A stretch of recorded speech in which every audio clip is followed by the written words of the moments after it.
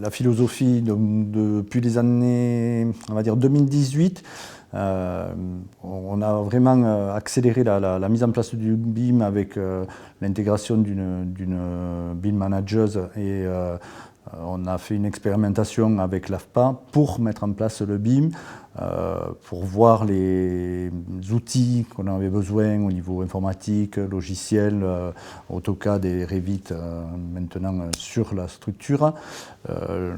Déjà la structure construction Saturbois qui a participé au chantier de la Tequer avait déjà cette philosophie. La partie gros œuvre dans la société était un petit peu en retard. C'est pour ça que depuis 2018 on a accédé à ce fonctionnement et à ce mise en place.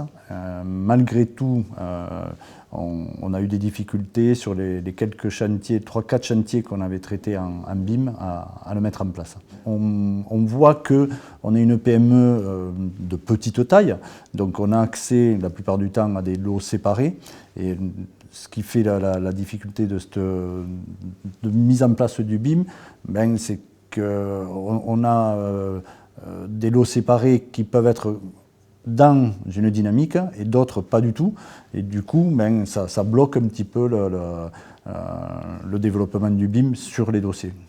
Alors la profession, et je vais aller un peu plus loin que ma casquette président de Fédé du Sud de la Haute-Garonne, au niveau de la Fédé 31, on a fait énormément d'efforts puisqu'on est pour les entreprises du BTP en information, en formation et en accompagnement.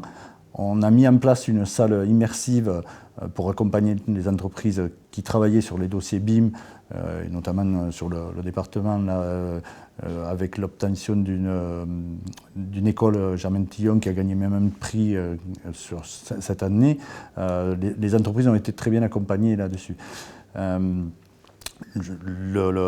Mathieu Roudier, qui est le président de la partie innovation et BIM de la Fédé, œuvre aujourd'hui tous les jours en partenariat avec les maîtres d'ouvrage, les maîtres d'œuvre, pour justement arriver à mettre le BIM dans tous les dossiers qui doivent sortir dans les jours à venir.